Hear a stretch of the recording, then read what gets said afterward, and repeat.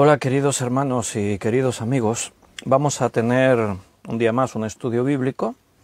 Hoy vamos a continuar con la serie de las parábolas de Jesús y vamos a ver una parábola que se llama el fariseo y el publicano. La refirió Jesús, la leeremos en el Evangelio de Lucas, capítulo 18, y trataremos de ver la enseñanza que esta parábola trae para nuestras vidas. La palabra de Dios quiere hablarnos también en esta tarde. Así que bueno, espero y deseo que estéis bien. Hoy es domingo, hemos estado juntos ya esta mañana, algunos en persona en el local de reuniones y otros pues en directo por Facebook. Y algunos que no pueden ver el directo lo ven en diferido, así un abrazo también para vosotros. Y ahora pues vamos a estudiar acerca de esta parábola. Estamos a domingo 31 de enero, es el último domingo de este mes de enero, el último día del mes de enero. Mañana inauguramos febrero, inauguramos mes. Así que vamos a hacer una oración, le pedimos al Señor su dirección y comenzamos el estudio. Señor, aquí estamos otra vez pidiendo tu dirección para este estudio bíblico, en el que no queremos que sean ideas de hombres, sino que todo venga de ti, que el Espíritu Santo nos guíe y que tu palabra nos hable. Por eso nos ponemos en tus manos confiando, Señor, porque no queremos hacer de esto una construcción humana, una obra humana, sino que realmente seas tú quien edifica a tu iglesia y el que sigue trabajando en nuestras vidas. Ayúdanos a entender, danos sabiduría y llévanos, Señor, en este tiempo que vamos a estar juntos. Un día más te agradezco por mis hermanos y te pido bendición en sus vidas. Te lo pedimos todo en el nombre de nuestro Señor Jesucristo. Amén. Bien, hemos dicho que vamos a estudiar la parábola del fariseo y el publicano, que se encuentra en Lucas 18, versículo 9 al 14. Saludos Miriam, buenas noches. Son hermanos que han escrito en este chat en directo. Ana Karina, buenas tardes. Alina, hola. José María, buenas noches. Juan Bermudo, hola de nuevo Juan. Gabriel y Yolanda, buenas noches. Gaby y Yoli. Cecilia, buenas noches. Carmen Reyes, hola de nuevo. José Luis Calvo, buenas noches, un saludo. Muy bien, pues ahí estamos, un grupito de hermanos que nos hemos conectado. Algunos están escribiendo, otros están ya con sus Biblias abiertas, preparados para el estudio bíblico. Paco, Rosario, Tamara, acaba de entrar su mensaje por aquí. Hola, ¿cómo estáis? Linda Sal también, buenas tardes.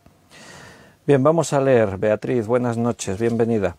Vamos a leer Lucas 18, versículo 9 en adelante. A unos que confiaban en sí mismos como justos y menospreciaban a los otros, dijo también esta parábola. Dos hombres subieron al templo a orar. Uno era fariseo y el otro publicano. El fariseo puesto en pie oraba consigo mismo, de esta manera. Dios, te doy gracias porque no soy como los otros hombres ladrones, injustos, adúlteros, ni aun como este publicano. Ayuno 2 veces a la semana, doy diezmos de todo lo que gano.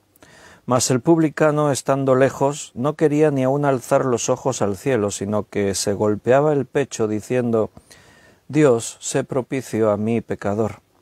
Os digo que éste descendió a su casa justificado antes que el otro, porque cualquiera que se enaltece será humillado, y el que se humilla será enaltecido. Bien, tenemos algunas enseñanzas alrededor de lo que gira esta parábola. Por un lado, hay una enseñanza que nos habla de que el Señor reprueba a aquellos que confían en sí mismos como justos. También podemos aprender en esta parábola sobre las oraciones que Dios acepta y las oraciones que rechaza. El otro día en un estudio también estábamos diciendo que no toda oración llega a la presencia de Dios. Fue cuando estudiábamos Apocalipsis y hablábamos del incienso. No todas las oraciones llegan hasta Dios. Algunas son simplemente palabras, religión. Y también podemos aprender aquí que la actitud con la que vamos ante su presencia va a ser de su agrado o va a ser de su rechazo. Algunos creen que son aprobados por sus buenas obras. Eso es lo que dio motivo a esta parábola, a unos que confiaban en sí mismos como justos y menospreciaban a los otros. A estos dijo Jesús esta parábola. Bueno, es algo que en el mundo ocurre, pero en la religión más. Hay muchos dentro de las iglesias, de las religiones, que porque se consideran que no han hecho nunca ningún pecado así muy escandaloso, pues son personas justas, son buenas personas y creen que ya no necesitan nada más. Bueno, pues para estos en primer lugar iba esta parábola, pero sin duda que para todos nosotros pues la palabra de Dios nos va a hablar en esta tarde.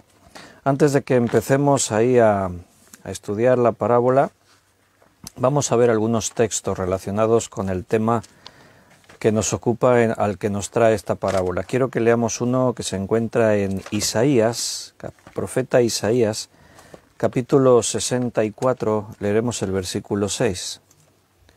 Isaías 64, 6. Si bien todos nosotros somos como suciedad, y todas nuestras justicias como trapo de inmundicia, y caímos todos nosotros como la hoja, y nuestras maldades nos llevaron como viento, nadie hay que invoque tu nombre, que se despierte para apoyarse en ti, por lo cual escondiste de nosotros tu rostro y nos dejaste marchitar en poder de nuestras maldades. Y el texto sigue, gracias a Dios. Ahora pues, Jehová, tú eres nuestro Padre, nosotros barro, y tú el que nos formaste así. Ahí está esa actitud que todos por norma general tenemos, pero está la gran diferencia de aquellos que creen a Dios y por la fe se convierten en sus hijos. Pero esta es la realidad del ser humano. El ser humano por naturaleza, bueno, pues cree que yo soy justo, yo no soy malvado, yo no he hecho... Aún en la cárcel, la gente que hay en la cárcel son todos inocentes. Si tú vas y les preguntas, todos te van a dar excusas, ¿no? Pero es que yo soy inocente, porque es que yo estaba en el lugar equivocado, en el momento equivocado, es que yo... Fue un momento, pero no es justo que esté aquí. Y al final todos nos miramos con mejores ojos de la realidad. Cuando dice ahí, si bien todos nosotros somos como suciedad, las palabras que usa Isaías son muy fuertes. La Escritura, la Biblia, no es un libro que Dios no nos ha venido con palabras lisonjeras, tratando de no ofendernos. Cuando dice ahí todas nuestras justicias, cuando yo me creo justo en mí mismo, todas nuestras justicias, dice, son como trapos de inmundicia. ¿Sabes? La traducción, algunas versiones lo traducen ya así, pero la traducción del hebreo que nosotros entendemos más, ¿sabes cuál es? Trapo de inmundicia. Es trapos de menstruación. Son los trapos que las mujeres utilizaban cuando tenían el periodo, la regla, y quedaban todos manchados. La palabra de Dios dice las cosas claras. Nuestras justicias son sucias, están manchadas. No podemos confiar en nosotros mismos. La palabra de Dios no trata de que nos sintamos a gusto con lo que somos. La palabra de Dios trata de mostrarnos la verdad, lo que somos, para que podamos alcanzar precisamente la gracia que viene de parte de Dios. Si no reconozco el problema que hay en mí, jamás Dios podrá justificarme, jamás me podrá declarar justo. Yo puedo decir, soy justo, pero ya has leído como dice Isaías que es nuestra justicia. Necesitamos que sea Dios quien nos limpie de todo pecado. En Eclesiastés capítulo 7, versículo 20, dice, ciertamente no hay hombre justo en la tierra que haga el bien y nunca peque. En Romanos también lo dice, pero interesante que en el Antiguo Testamento ya estuviese escrito y alguien como Salomón lo escribiese. Salomón podía parecer un hombre justo, buscaba la sabiduría para gobernar bien a su pueblo, trataba de hacer siempre justicia con los problemas que le traían, pero él era el primero en reconocer que no hay ni un solo justo sobre la tierra. Todos los hombres actuamos movidos por nuestros pecados. En Romanos 10:3 dice, porque ignorando la justicia de Dios y procurando establecer la suya propia, no se han sujetado a la justicia de Dios. Nuestra justicia es imperfecta. La justicia del hombre no es como la de Dios, no nos podemos comparar en ningún momento. Aquí dice, porque ignorando, o sea, ignorar es desconocer, desconocimiento de la justicia, ignorando la justicia de Dios. Si no nos llenamos de su palabra, no tenemos conocimiento de esa justicia. Y la justicia de Dios se aplica rotundamente contra todos los que han pecado, pero solo Cristo justifica a aquellos que creen en Él. Mi propia justicia, aquí dice, y procurando establecer la suya propia, mi propia justicia no va a provocar nada, no va a cambiar nada, voy a seguir estando muerto en mis pecados, porque dice ahí que no se han sujetado a la justicia de Dios. La justicia que viene de Dios es perfecta y se basa también en la misericordia, porque acepta que el que era inocente como Cristo, que nunca conoció pecado, por nosotros se hizo pecado, se ofreció en nuestro lugar para que la justicia quedase satisfecha. En Romanos 3:20 dice, ya que por las obras de la ley ningún ser humano será justificado delante de él, porque por medio de la ley es el conocimiento del pecado. O sea, a través de mis esfuerzos, de intentar cumplir la ley, a través de mis obras, dice aquí en este versículo, nadie, ningún ser humano se va a poder justificar delante de Dios. Es una tarea imposible. Yo no puedo hacer nada suficientemente válido para que quede justificado ante el juez que es Dios, el juez perfecto. Y en 1 de Juan 1, del 8 al 10, dice, si decimos que no tenemos pecado, nos engañamos a nosotros mismos y la verdad no está en nosotros. Si confesamos nuestros pecados, Él es fiel y justo para perdonar nuestros pecados y limpiarnos de toda maldad. Si decimos que no hemos pecado, le hacemos a Él mentiroso y su palabra no está en nosotros. Y eso es lo que la parábola del fariseo y el publicano trata. Ahí había un fariseo que creía que no tenía de qué arrepentirse. Acabamos de leer que si alguno dice que no tiene pecado es un mentiroso. Pero si confesamos nuestros pecados, para confesar los pecados primero tienes que reconocerlos. O sea, yo tengo que reconocer que soy pecador. En el momento en el que entiendo que soy pecador, entonces es cuando confieso mis pecados. Y entonces dice que Dios es fiel y justo para perdonar nuestros pecados y librarnos de toda maldad. En nuestro interior, todos nosotros, todo ser humano, en su interior tenemos la idea de que no somos tan malos. ¿Piensas que mereces las bendiciones que Dios te da? ¿Que eres digno de las cosas que ahora disfrutamos en el Señor? ¿Nos lo merecemos? ¿Cómo se veía Isaías a sí mismo? En un texto que en alguna ocasión, no hace mucho tiempo, hemos leído en Isaías capítulo 6, cuando Isaías tiene esa visión del trono de Dios. Él podía haber pensado que tenía esa visión porque se lo merecía, Dios le dio, pero él tenía un concepto de sí mismo acertado.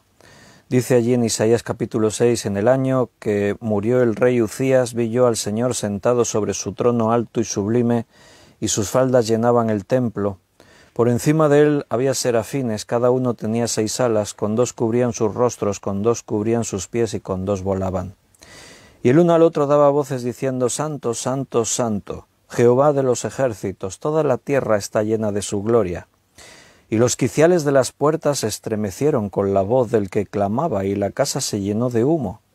Entonces dije, ay de mí, que soy muerto, porque siendo hombre inmundo de labios y habitando en medio de pueblos que tienen labios inmundos, han visto mis ojos al Rey Jehová de los ejércitos. Ese es el concepto que Isaías tenía de sí mismo. Isaías era un profeta de Dios. Y no encontramos en la Escritura que se diga nada de él malo. Pero él era consciente de que nuestra naturaleza es pecaminosa y que ninguno somos dignos de estar en su presencia. Por eso cuando él ve esta visión no piensa, wow, debo ser especial, que Dios me permite ver esto. No pensó, claro, es que Dios me ha escogido a mí porque soy una buena persona. No pensó nada de eso. Cuando él vio la gloria de Dios, lo que dijo fue, ¡ay de mí! Se lamentó, que estoy muerto, ya se vio muerto. Porque siendo hombre inmundo de labios y habitando en medio de pueblo que tiene labios inmundos, han visto mis ojos al Rey Jehová de los ejércitos. Y voló hacia mí uno de los serafines teniendo en su mano un carbón encendido, tomado del altar con unas tenazas, y tocando con él sobre mi boca dijo, he aquí que esto tocó tus labios y es quitada tu culpa y limpio tu pecado. Ese es el resultado cuando uno se reconoce como lo que es. Si Isaías no hubiese tenido esa actitud, no habría sido purificado. Pero él se humilló, ay de mí que soy hombre de labios inmundos, soy pecador, estoy muerto, porque he visto la gloria de Dios. Él consideró su verdadera condición y cuando reconocemos, entonces ocurre lo que viene a continuación. He aquí esto tocó tus labios, es quitada tu culpa y limpio tu pecado. Volvemos allí a Lucas capítulo 18, versículo 9 en adelante. El motivo lo hemos visto, es por unos que confiaban en sí mismos como justos, y ahora comienza la parábola, versículo 10. 2 hombres subieron al templo a orar. Uno era fariseo y el otro publicano. Vinieron a orar, a hablar con Dios. Los judíos, decíamos el otro día, tenían la costumbre de por lo menos 3 veces al día dedicar un tiempo a la oración. Y es una buena costumbre, si se hace en espíritu y en verdad, si se hace de corazón. Si es solamente un ritual, ahí tenemos un ejemplo, un fariseo que venía a orar, pero por lo que después explica la parábola, pues su oración no era aceptada por Dios. En principio los dos vienen a orar. El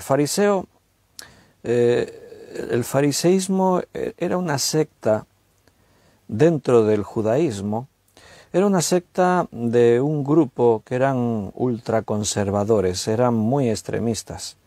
Estaban siempre mirando todo con lupa, que todo estuviese muy acorde con lo que la ley decía. Y claro que después detrás de todo eso había mucha hipocresía, así Jesús les dijo. ¿Por qué? Porque todo era fachada, todo era apariencia. Trataban de mostrarse muy santos y hacer que todos cumpliesen con las normas, pero después fallaban en las fundamentales, en el amor al prójimo, el amor a Dios, el buscar las cosas de Dios con sinceridad. Los fariseos se fijaban en todo lo externo, todo lo que era muy visual. Y eran separatistas, ellos se creían mejores que los demás, por eso no se juntaban con los otros. Ellos vivían en sus grupos, eran grupos selectos de la élite religiosa de ese tiempo, pero el contraste con Jesús es que Jesús se fijaba en lo interno. Jesús no estaba pendiente de las cosas de fuera.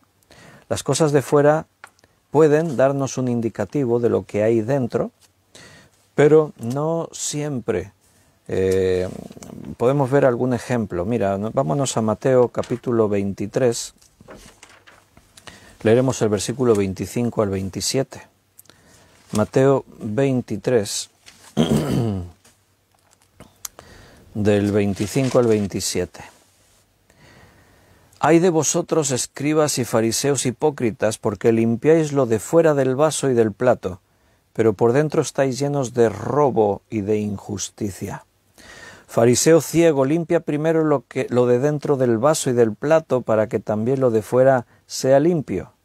Ay de vosotros, escribas y fariseos hipócritas, porque sois semejantes a sepulcros blanqueados que por fuera la verdad se muestran hermosos, mas por dentro están llenos de huesos de muertos y de toda inmundicia. Eso es lo que Jesús les confrontaba. A Jesús lo que le importaba es lo que hay dentro, no el exterior. Él habla de una vasija, un vaso, y por fuera está limpio. Mira, este está limpio, ¿ves? Hasta la luz refleja. Por fuera estaban limpios los vasos, pero por dentro estaban llenos de porquería. Imagínate que no lavásemos este vaso y lo usamos días seguidos, al final dentro del vaso estaría todo sucio, pero por fuera limpio. Yo lo mostraría aquí, todos diréis, mira qué taza más limpia tiene y cristiana, porque tiene versículo. Pero no veis el interior. Entonces, así eran los fariseos según Jesús, o más aún como sepulcros.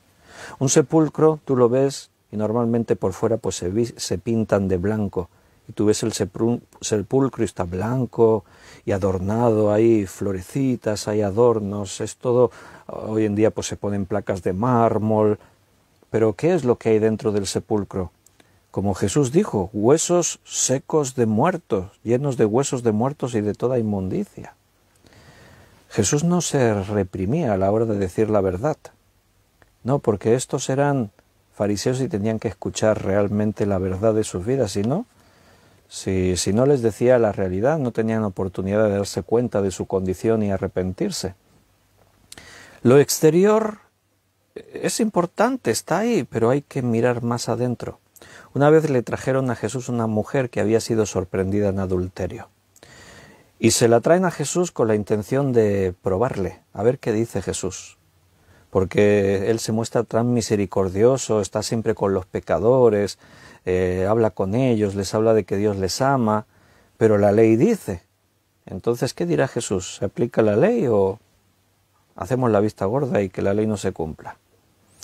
¿Por qué? La pregunta es ¿por qué Jesús evita que apedreen a aquella mujer hasta la muerte? ¿Por qué? En ningún momento ella dice soy inocente, no, ella está asumiendo que realmente es verdad, cometió ese pecado. Lo asume, y la ley decía. Pero Jesús ve más allá de eso. O sea, Jesús lo que ve es una mujer arrepentida, eso es lo que Jesús vio. A una mujer arrepentida, porque cuando la multitud se van todos, Él le dice, yo tampoco te condeno, vete y no peques más. O sea, la acción de decir no voy a pecar más es una acción de arrepentimiento. Estoy arrepentida, no lo voy a volver a hacer. Jesús ve eso en nuestro corazón. Si Él viese solo desde fuera, pues ninguno estaríamos aceptados. Pero el Señor ve tu corazón, ve tus pensamientos. El publicano, por el contrario, un publicano era un pecador. Vemos en la escritura que a Mateo se le llama publicano.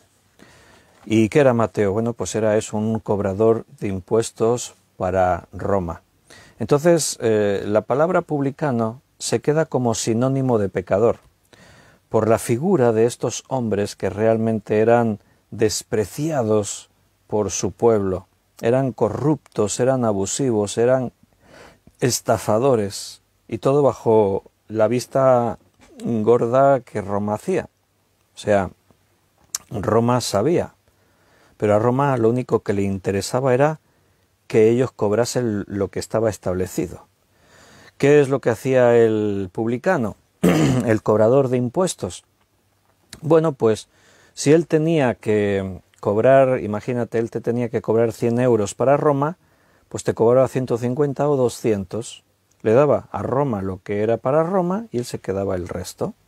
Nadie podía protestar porque él estaba bajo la protección de Roma.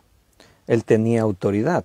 Si tú te rebelabas contra él, te podía acusar y enviarte a los soldados romanos. Este no quiere pagar o atenta contra el imperio, cualquier historia, y eras víctima, terminarías en la cárcel o ejecutado o vete a saber qué. Entonces aprovechaban de su posición.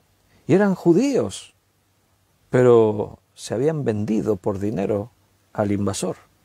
Entonces esto para el judío era lo peor de lo peor. Estaban contaminados con los gentiles, traicionaban a su pueblo y encima abusaban exprimiendo a los humildes, sacándole todo el dinero que podían para enriquecerse ellos. Por eso publicano pues quedó como sinónimo de pecador. Y Jesús incluso utilizó esa expresión.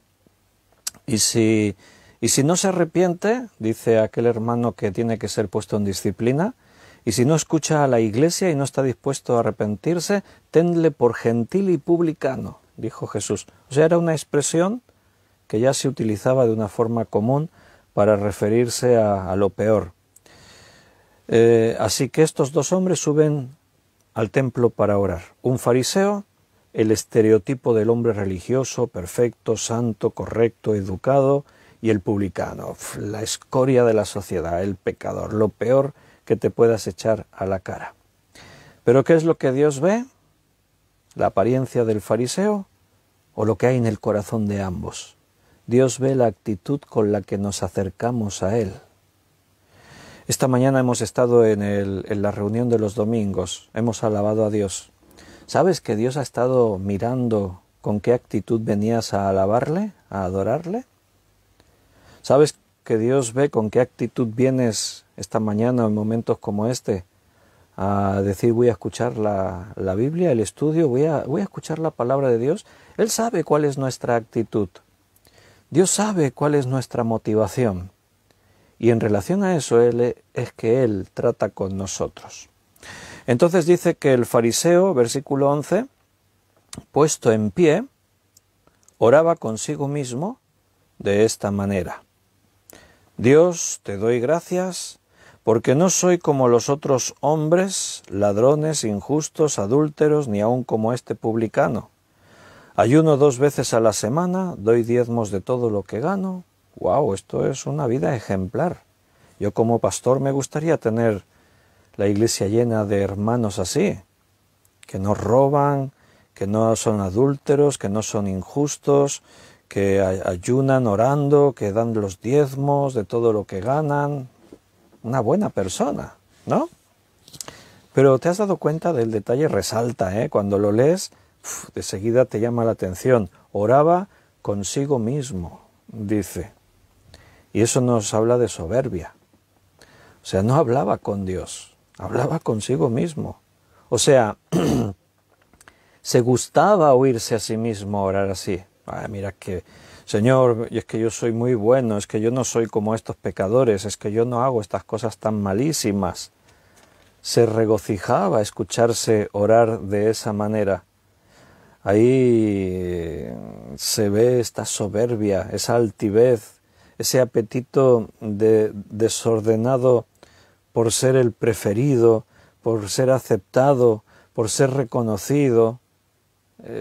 A todos nos gusta esto, ser reconocidos, tener una buena imagen para los demás, pero aquí hablamos de soberbia, hablamos de estar buscando una satisfacción desproporcionada en lo que yo soy, en mis logros personales. A través de la contemplación contemplo lo que yo soy, lo que yo hago, y wow, me encuentro realmente satisfecho, pienso soy el mejor del mundo. Esta mañana el Señor también nos estaba hablando y había mucha relación con lo que estamos hablando ahora porque hablamos de la unidad, luchando para alcanzar la unidad en la Iglesia. Y para alcanzar esa unidad había 2 cosas relacionadas con esto fundamentales, que es que tenemos que humillarnos, ser humildes y humillarnos. Y decía allí el apóstol Pablo en Filipenses que estábamos leyendo, y tenemos que considerar a los demás como superiores a nosotros mismos. La pregunta es, ¿te crees mejor que los demás y menosprecias a los demás, por lo tanto? ¿O cómo ves a los demás que te rodean? ¿Qué piensas?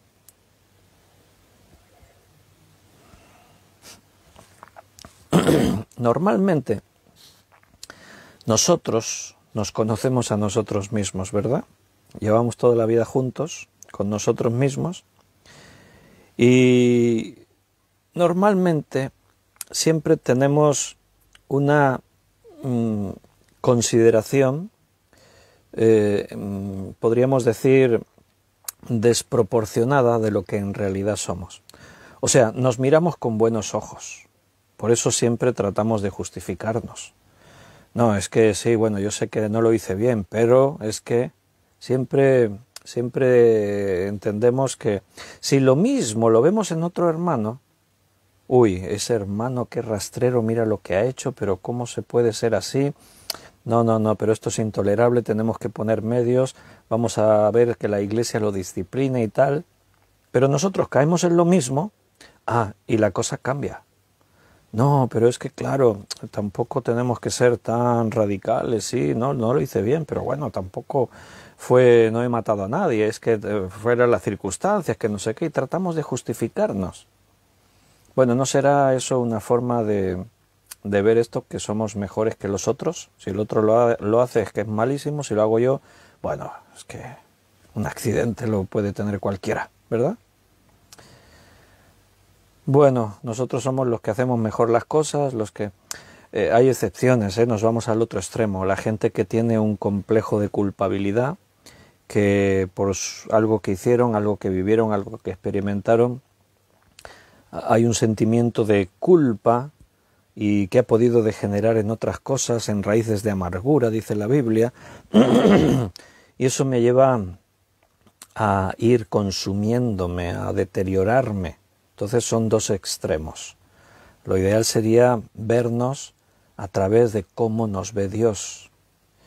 Mira, en toda la Escritura Dios rechaza la autosuficiencia. Cuando yo me creo autosuficiente, que no necesito a nadie, bueno, Dios rechaza eso. No hemos sido creados para valernos por nosotros mismos y no necesitar nada de nadie y mucho menos de Dios. No. Cuando este hombre, el versículo 11 dice esto y menciona a Dios, cuando él ora, dice, Dios, te doy gracias porque no soy... Él menciona a Dios y tiene un lenguaje cristiano, un lenguaje evangélico, diríamos nosotros hoy en día. Pero Dios está lejos de él, no estaba con él. La oración de este fariseo no llegaba a la presencia de Dios como ese incienso que subía. No llegaba. ¿Por qué? Porque no era auténtica. Era todo falso. Él pretendía ser algo que no era. Él se creía algo que no era, se creía autosuficiente. Mira, hermano, lo repetimos muchas veces. No todos los que dicen ser cristianos son nacidos de nuevo. Solamente aquel que se ha arrepentido de sus pecados, que ha creído en Jesucristo como su Salvador personal, aquel que ha dejado que Dios obre una transformación en su vida. Y cuando Dios ha hecho eso dentro de ti, cuando tú realmente has creído en Jesús y le conoces a Él y conoces su palabra, tomas conciencia de lo que eras, tomas conciencia de tu naturaleza pecaminosa, y tu actitud va a ser la de este publicano, golpeando su pecho. Señor, mira, es verdad, mira lo que soy, sé propicio a mi pecador, estoy arrepentido. Cuando uno es consciente de donde Dios nos sacó y somos conscientes de que no habríamos podido llegar ahí por méritos propios, entonces lo único que podemos hacer es humillarnos delante de Él y adorarle. En Mateo 23, versículo 5 al 7 dice, antes, hablando otra vez de los escribas y fariseos, Jesús, antes hacen todas sus obras para ser vistos por los hombres, pues ensanchan sus filacterías y extienden los flecos de sus mantos, y aman los primeros asientos en las cenas y las primeras sillas en las sinagogas, y las salutaciones en las plazas y que los hombres los llamen rabí, rabí. Por eso estaban ahí. No porque buscasen agradar a Dios, no porque buscasen servir a Dios, no, es porque querían que los hombres les viesen, querían el reconocimiento de los demás, que todos les dijesen, maestro, maestro. En el mundo evangélico, en todo lo que es este mundo tan diverso, en el mundo de las iglesias, a veces esto se percibe, pero muchísimo. Hay predicadores de este tiempo, apóstoles. Ya el hecho de tener que llamarse apóstol, yo soy el apóstol tal, yo soy el profeta no sé qué, y lo hacen así, bien en mayúsculas, con letras grandes, y se nombran entre ellos profetas y apóstoles y de todo, y eso ya te dice algo, pero cuando tú los ves, salir a la escena, porque no salen al púlpito, no, salen a un escenario, a montar su número, y los ves allí actuando, ves que todo está medido, su sonrisa, miradas a cámara, su lenguaje corporal, sus expresiones, les ves que están disfrutando. Y cuando dicen, di conmigo amén, y todos amén, les ves ahí satisfechos, con una sonrisa, me obedecen, todos me obedecen. Se percibe, la soberbia se ve desde lejos y echa para atrás. Y las iglesias están llenas así, de personas así. En esta parábola aprendemos lo que hemos dicho antes. Dios no acepta cualquier oración. La pregunta sería, ¿cómo son las oraciones de los cristianos de hoy en día? Bueno, pues yo creo que pasa como en esta parábola. Hay los que oran como los publicanos y hay los que oran como los fariseos. Unos se dan cuenta de su condición y buscan el perdón de Dios, otros se creen los más santos, los más dignos y que merecen todo lo que Dios les da. Yo he escuchado a algunos orando que, bueno, traspasan la línea de la ofensa a Dios, que creen que Dios es su criado y le exigen a Dios. Y te exijo que cumplas tus promesas que nos hiciste, les dicen a Dios. ¿Quién es ningún hombre para exigirle a Dios nada? Yo escucho esas oraciones, te lo digo de verdad, alguna vez que he escuchado alguna predicación en la que alguno habla así, y me da como una sensación así como de miedo por él, porque pienso, está loco, no sabe lo que está diciendo, pero ¿qué dice? ¿Con quién se piensa que habla? ¿Ante quién se piensa que está? O sea, es lo más absurdo. Mira, te voy a leer algunas oraciones sacadas de algunas de estas predicaciones que hay en internet. No voy a mencionar ningún nombre en particular, tú tienes que tener la sabiduría de ver qué es lo que escuchas en los medios, en internet. Pero algunos oran así, predican así, y te voy a leer algún ejemplo. Por ejemplo, uno estaba orando de esta manera. Rompo toda misión del enemigo en contra de mi economía en el nombre de Jesús. Yo lo estoy leyendo en mi tono, pero para que esta oración sea efectiva tienes que poner una voz así más desgarrada y tienes que poner ahí la cara así como y rompo toda misión del enemigo en contra de mi economía en el nombre de Jesús. Y sigue la oración. Rompo toda condición de pobreza, carencia, duda y fracaso en el nombre de Jesús. Yo declaro que hay bienes y riquezas en mi casa. La bendición del Señor sobre mi vida me hace rico. Soy bendecido en mi entrada y en mi salida. Soy siervo de Dios y Él se complace en mi prosperidad. Jesús, tú te hiciste pobre para que yo pudiera ser prosperado. Yo medito en la palabra de día y de noche, para que lo que sea que haga prospere. Sea la paz dentro de mi palacio.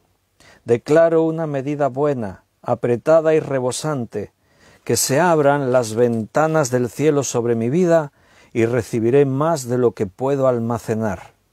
La lluvia de bendición caiga sobre mi vida, que abunde en mi vida toda bendición y mi heredad y mis tesoros sean llenos. Amén, ¿no? Todos, amén, amén. Hago mía esta oración, amén, gloria. Gloria a Dios, dicen algunos. Bueno, aunque suene como bonito, y dices, bueno, una oración pidiendo... esta oración está llena de herejías. No sé si tú lo has captado, si te has dado cuenta.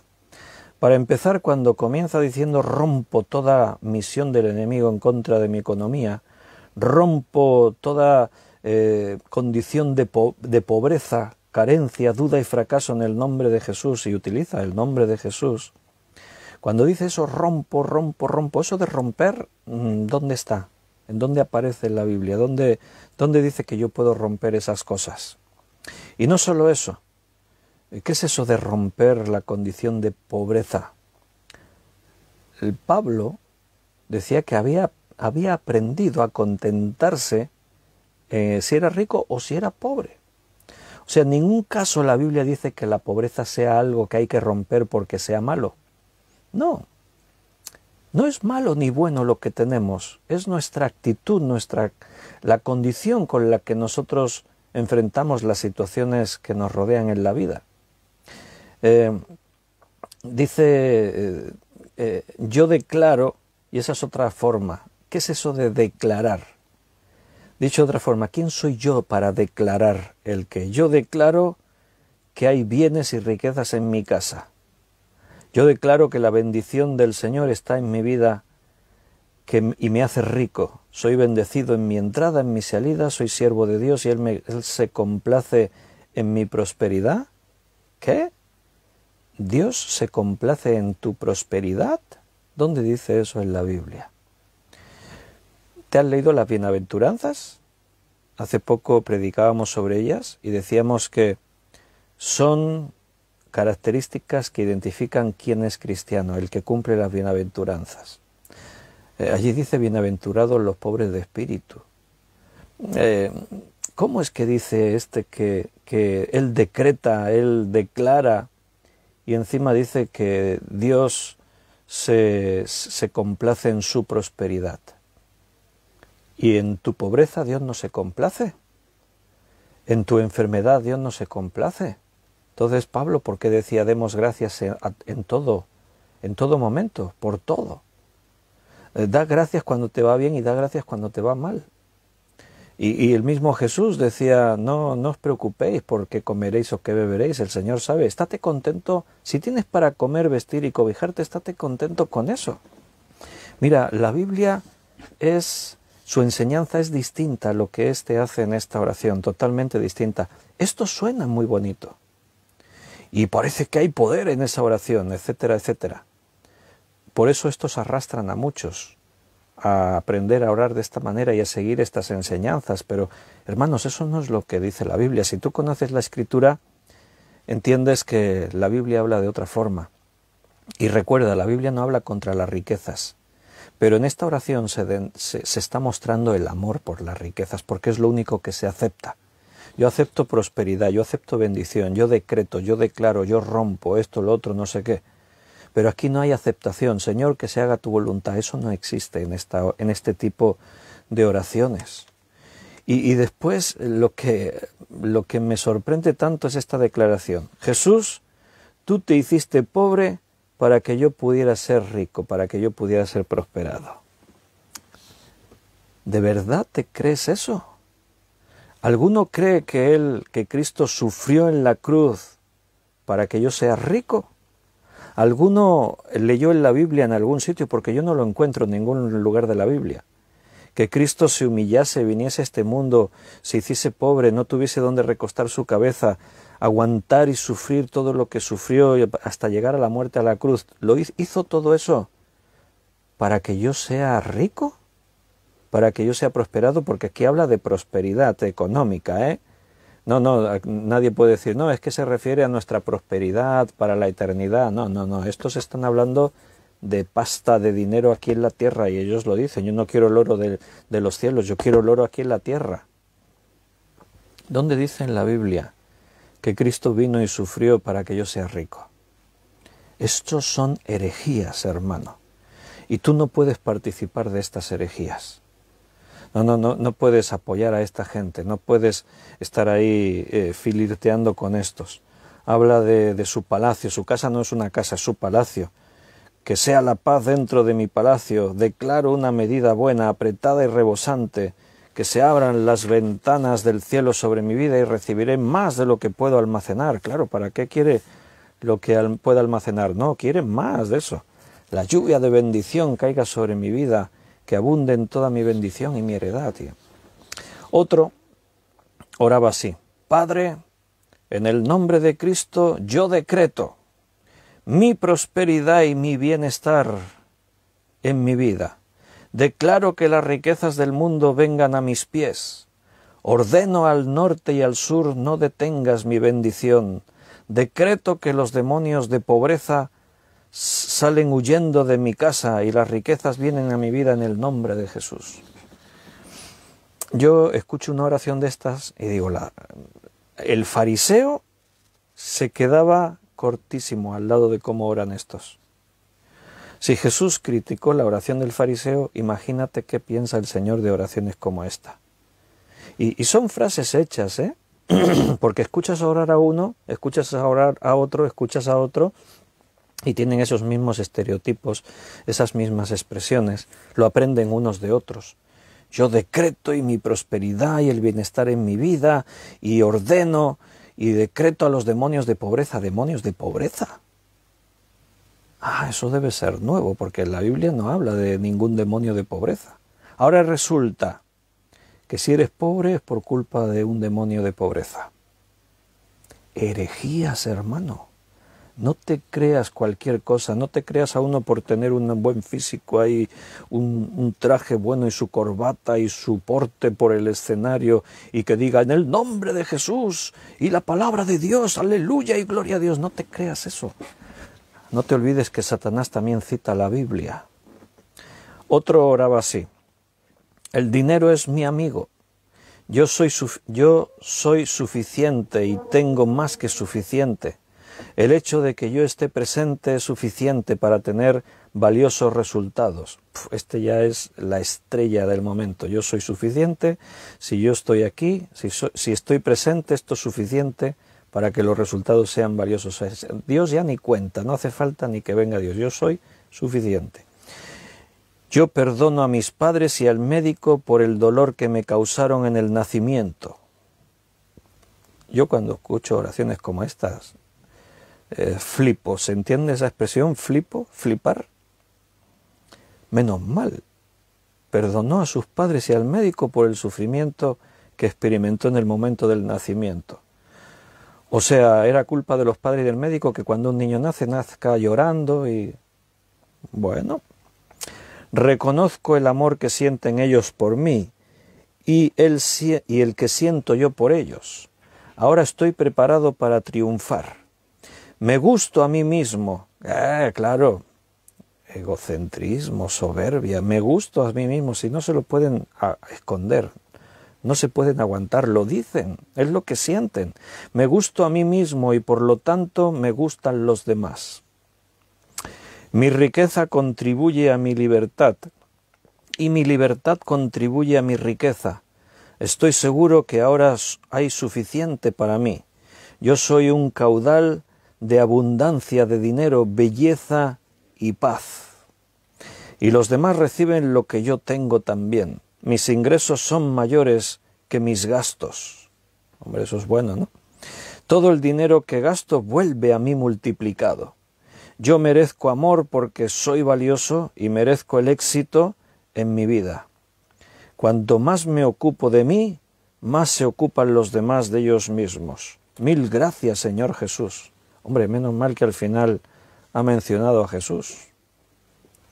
¿Te das cuenta? ¿Captas bien el mensaje? ¿Escuchas bien lo que dicen estos?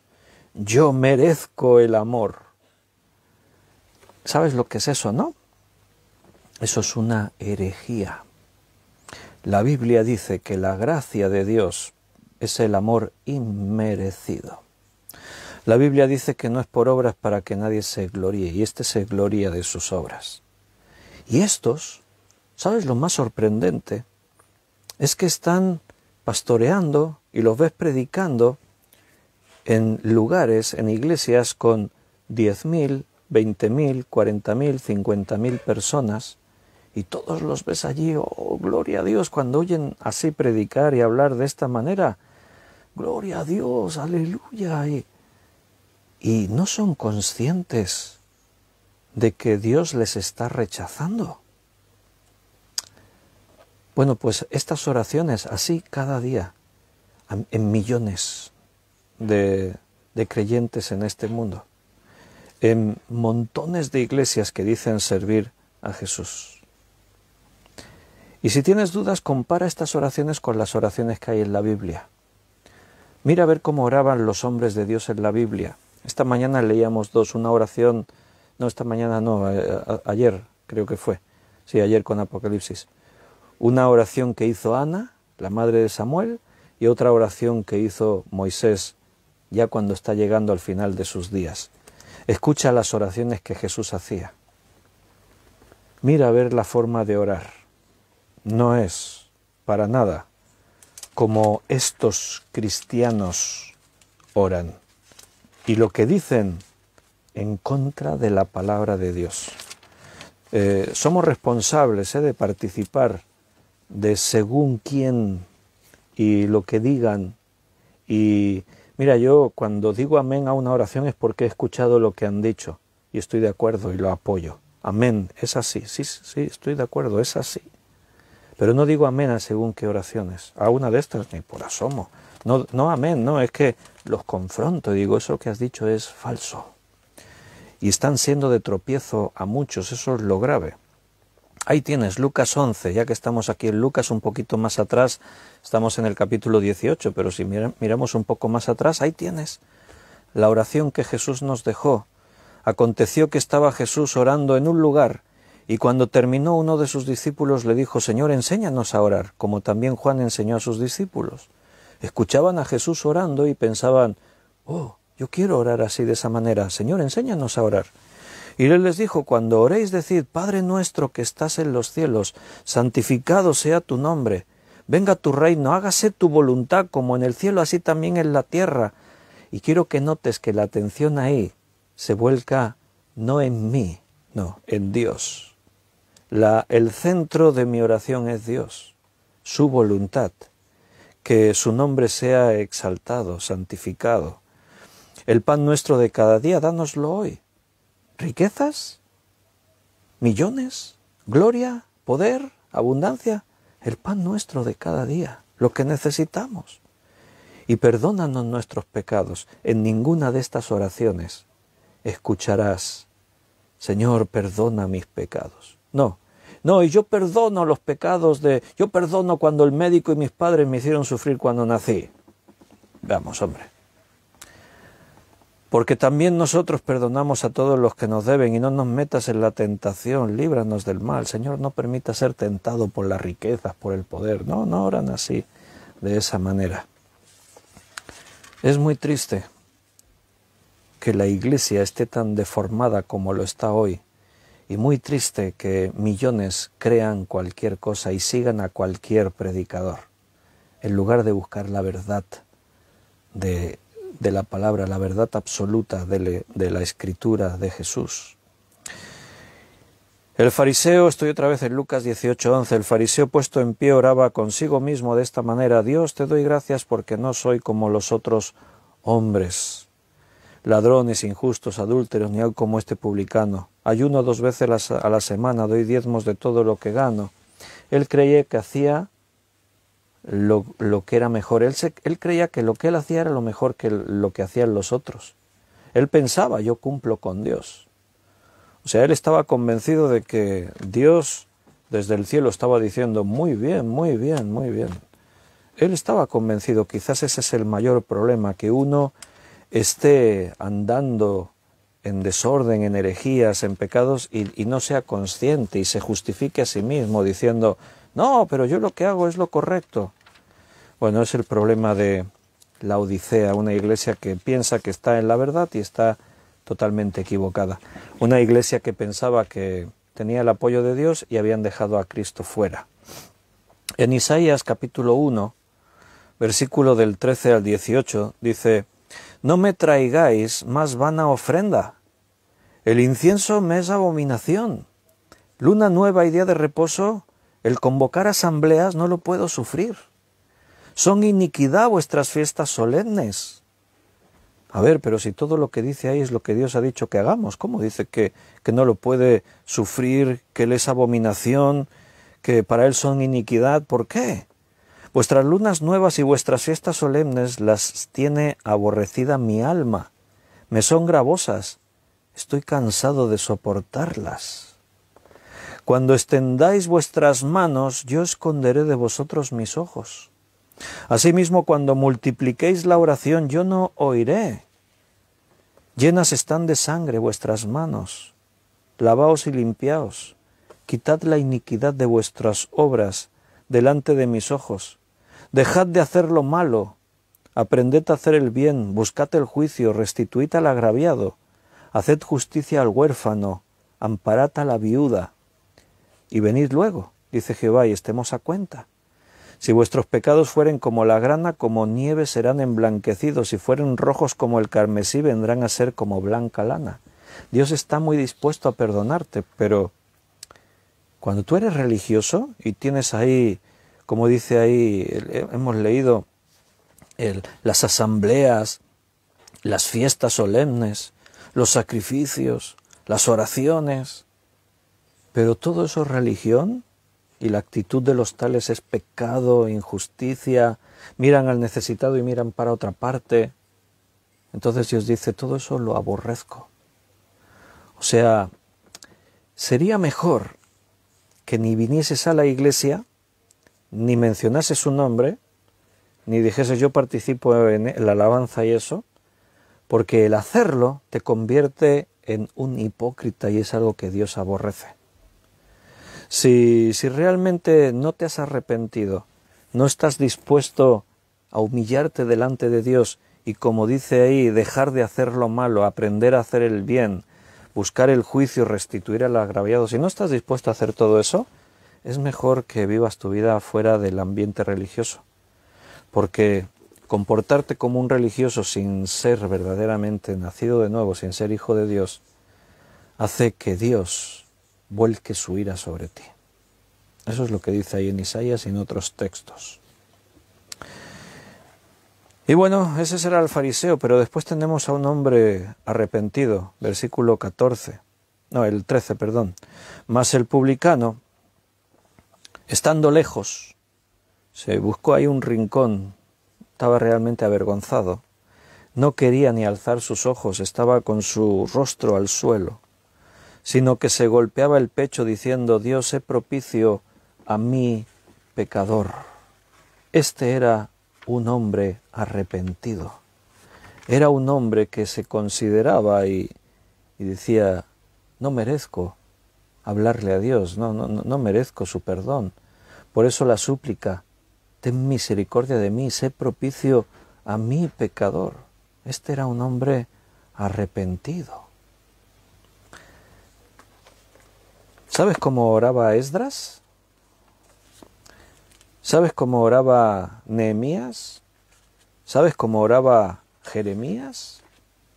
Personajes de la Biblia.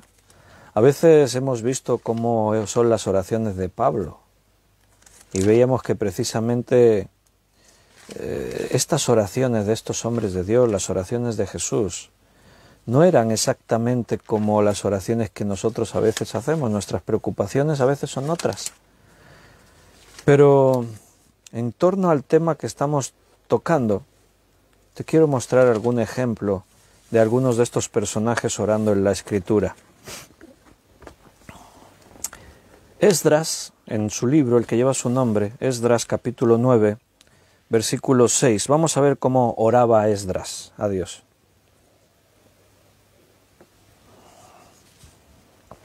¿Recuerdas? Esdras es el hombre a quien Dios llama para estar ministrando y participando en lo que iba a ser la reconstrucción del templo de Dios, que había sido destruido. Y Esdras oraba así, 9:6. Dios mío, confuso y avergonzado estoy para levantar, oh Dios mío, mi rostro a ti, porque nuestras iniquidades se han multiplicado sobre nuestra cabeza y nuestros delitos han crecido hasta el cielo. Vaya, tremendo la oración de Esdras. Sería estupendo que te puedas leer todo este capítulo 9. La oración sigue ahí. Desde los días de nuestros padres hasta este día hemos vivido en gran pecado y por nuestras iniquidades. Él no decía yo soy mejor que el pueblo. Él se incluía en el pueblo. Él se humillaba delante de Dios. Él no venía, gracias por haberme escogido, Señor, para que yo ministre en tu templo. Gracias porque la historia me recordará como el gran hombre que fui volviendo a restaurar el culto. No, tremendo. Estas palabras, bueno, esto salía de su alma y te aseguro que llegaban al corazón de Dios. Confuso y avergonzado estoy para levantar, oh Dios mío, mi rostro a ti. Tremendo. ¿Y cómo oraba Nehemías? Nehemías fue escogido para reconstruir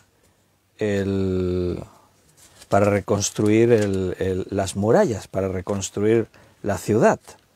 Otro hombre que leemos en la escritura de su vida y realmente un hombre íntegro, un hombre que no buscaba lo suyo, un hombre que realmente sufría por su pueblo, amaba a los demás.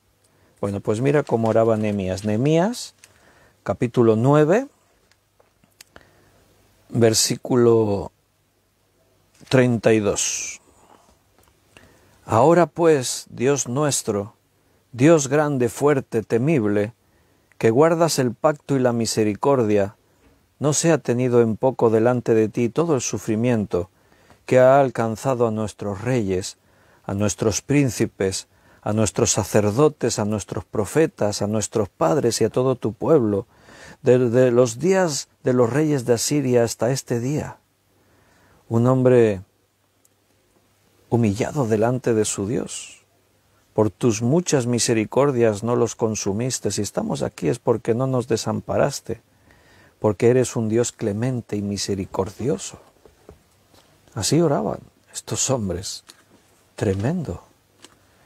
Yo cuando leo estas oraciones de estos hombres de Dios y oigo las oraciones que antes, algunas de las que te compartía antes, bueno, el contraste sobran las palabras, ¿verdad? La soberbia de unos los envilece y los descalifica, y la humildad y la humillación de otros los hace grandes. Se cumple lo que dice la palabra de Dios: humillaos bajo la poderosa mano de Dios, para que Él os exalte cuando fuere el tiempo. ¿Y cómo oraba Jeremías? Otro de los profetas de la Biblia ahí destacados. Mira, Lamentaciones, capítulo 3, versículo 39 al 42. ¿Por qué se lamenta el hombre viviente? Laméntese el hombre en su pecado. Escudriñemos nuestros caminos y busquemos y volvámonos a Jehová. Levantemos nuestros corazones y manos a Dios en los cielos. Nosotros nos hemos rebelado y fuimos desleales, tú no perdonaste. Desplegaste la ira y nos perseguiste, mataste y no perdonaste. Y sigue ahí el texto. Jeremías era el profeta. Él podía haber dicho: perdona al pueblo. Perdónales, pobrecitos, mira, no han entendido nada. Pero él se incluía. La oración la hace suya. Laméntese el hombre, escudriñemos, dice, nuestros caminos y busquemos y volvámonos a Jehová. Levantemos nuestros corazones y manos a Dios en los cielos. Nosotros nos hemos rebelado. Hermano, cuando tu actitud es esa, Dios te bendice, Él se complace, porque entonces eres humilde y te estás humillando ante Dios. ¿Y qué ocurre? Pues que Dios te justifica. ¿Cómo termina la parábola? Lucas 18, 14. Os digo que éste descendió a su casa justificado antes que el otro. Porque cualquiera que se enaltece será humillado, y el que se humilla será enaltecido. Todos estos que se enaltecen a sí mismos ya sabes lo que les espera. Pero todos aquellos que venimos a Dios y nos humillamos y decimos: Señor, no merecemos estar aquí ante tu presencia. Mira lo que somos. Tú conoces nuestros pensamientos. Tú sabes lo que hemos sido y sabes hasta dónde llegamos. ¿Y qué te podemos decir? ¿Que merecemos algo? No. Nos avergonzamos de compararnos ante ti, de venir, ni siquiera tenemos derechos de levantar nuestros ojos y mirarte. Pero aquí estamos por tu gracia, por tu misericordia, porque nos has amado. Y Dios te justifica. Y esto sí es una gran riqueza. Entonces sí eres rico. La iglesia de la Odisea decía, no tenemos necesidad de nada, nos hemos enriquecido y somos autosuficientes. Tenemos la excelencia. Y Jesús decía, tú dices que eres rica y eres pobre, ciega, necia, desventurada. Compra de mí un poco de la riqueza que Dios tiene. Cuando recibimos lo que Dios nos ofrece en nuestra humillación, entonces somos ricos. La oración del publicano, puntualizando, en la oración de este pecador publicano había sinceridad. Era una oración sincera. Él pedía algo con sinceridad. Señor, perdóname. Había reconocimiento de su pecado. Sé propicio a mi pecador. Había humildad en su corazón. Para nada pensó que mereciese nada. Realmente él se veía muy pequeño ante Dios. Había fe en Dios porque acudía a Dios. Él sabía que era el único que les podía ayudar. Y había un verdadero arrepentimiento. Estaba golpeando su pecho. Estoy arrepentido. Realmente lamento mucho lo que soy, haber llegado aquí, haber hecho lo que he hecho. Hermanos, tremenda enseñanza en esta parábola. ¿Cómo es tu oración? ¿Cómo te ves a ti mismo?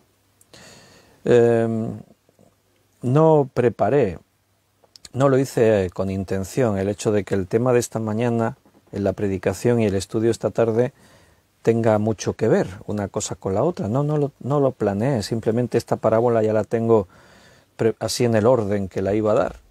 Y la predicación de esta mañana surgió ayer y antes de ayer, pero eso quiere decir que Dios nos habla, que Dios trata con nosotros y Dios viene a nuestras vidas porque nos ama.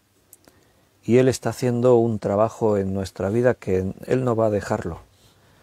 Por ese amor con que Él nos ha amado y con el que sigue trabajando en cada uno.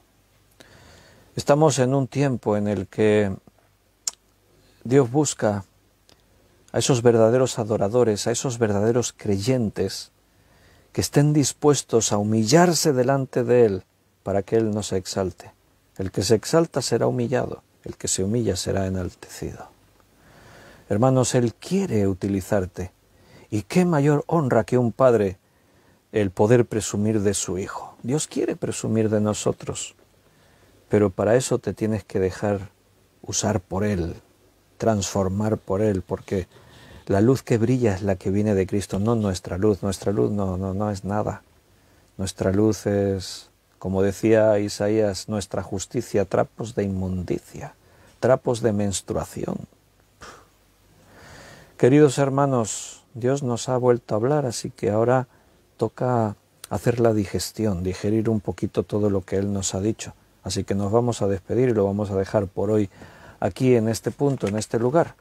Si Dios lo permite, el próximo día que estudiemos parábolas, estudiaremos la parábola de los talentos. Mañana lunes volveremos al libro de Apocalipsis y el martes estaremos con el estudio de Hechos, de historia de la Iglesia. Entonces comenzamos mes de febrero, mañana, 1 de febrero. Y comenzamos, si Dios quiere, si Dios nos permite, comenzaremos estudiando la Biblia. Estaremos aquí a las 8 de la tarde para seguir profundizando un poco más en lo que Dios tiene para nosotros. Bueno, me he gozado de veros, hermanos, de saber que estáis ahí. A veces el domingo, como ya estuvimos por la mañana, pues los creyentes se reparten un poco. Bueno, si estoy por la mañana ya no hace falta por la tarde, ya con comer una vez así, pues... Pero felicito porque veo que hay un buen grupo esta tarde. O sea, Dios está haciendo algo con nosotros. Y tenemos que tener visión y entender nuestros días que nos toca vivir, porque Dios está haciendo cosas y cuando Dios hace cosas es por algo. En primer lugar porque nos ama, pero también porque tenemos que ser útiles. La mies es mucha y los obreros pocos. Dios está formando obreros. Queridos, un abrazo muy fuerte, que terminéis de pasar lo que queda de este domingo. Aprovecha los minutos, las horas que quedan del 31 de enero 2021, porque nunca más volveremos a tener ese momento.